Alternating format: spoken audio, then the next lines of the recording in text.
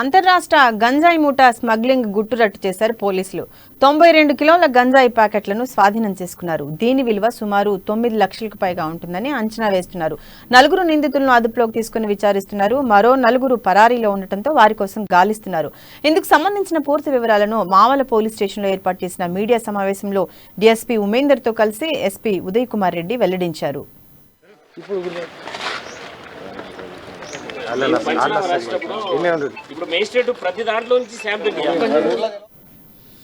ఉట్నూరుకు చెందిన రెహమాన్ ఖాన్, పవర్ రాజ్, రాథోడ్ శ్రీకర్, సద్దాం ఖాన్, గావెలే తుకారాం, సిద్దాం హుస్సేన్, జన్నారంకు చెందిన వెంకటేష్, కల్గడ్ గ్రామానికి చెందిన మహీప్ వీరంతా స్నేహితులు. వీరందరూ జల్సాలకు అలవాటు పడి తక్కువ సమయంలో ఎక్కువ డబ్బులు సంపాదించాలనే ఆశతో గంజాయి సరఫరా చేయటం, అమ్మటం ద్వారా సులభంగా డబ్బులు సంపాదించవచ్చని నిర్ణయించుకున్నారు.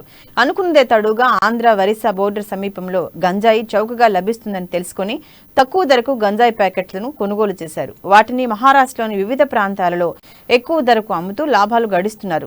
ఎప్పట్లాగే వీరందరూ వారం క్రితం సీలేరు ప్రాంతం వెళ్లి అక్కడ 110 గంజాయి ప్యాకెట్లను 4,000కు కొనుగోలు చేసి ఉట్నూరు కేంద్రంగా నివాసం ఉండే తుకారాం ఇంట్లో నిల్వ చేశారు. మహారాష్ట్రలో అమ్మటానికి 2 ఎడ్లీ కార్లలో వెళ్తుండగా విశ్వసనీయ సమాచారం మేరకు మావల బైపాస్ వద్ద వాహనాలు తనిఖీ చేస్తున్న క్రమంలో 4 పారిపోయారు.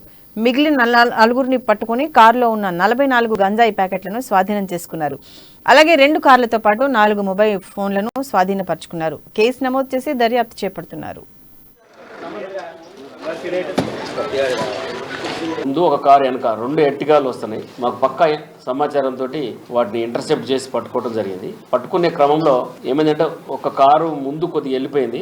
దాంట్లోంచి మొత్తం వీళ్ళంతా 8 మెంబర్స్, 4 పారిపోయారు కారు వదిలిపెట్టి. 2 కార్లు కూడా దొరికినాయి స్పాట్ లో. 4 స్పాట్ లో దొరికారు. వాళ్ళందరినీ కూడా పంచి విట్నెస్ల ముందు ప్రాపర్ గా ఇంటరాగేషన్ చేస్తే వాళ్ళ డీటెయిల్స్ అన్ని చెప్పారు. అవన్నీ ఇప్పుడు మనకి మీకు ఇచ్చిన ప్రెస్ నోట్ లో ఉన్నాయండి. ఇదేంటంటే ఉట్నూరు కేంద్రంగా, అంటే ఉట్నూరులో కొంతమంది వ్యక్తులు, తర్వాత జన్నారం మండలం నుంచి ఒక వ్యక్తి, కడెం మండలం కల్లెడ నుంచి ఒక వ్యక్తి, తర్వాత ఉట్నూరులో కొంతమంది, టోటల్ 8 మంది గ్యాంగ్.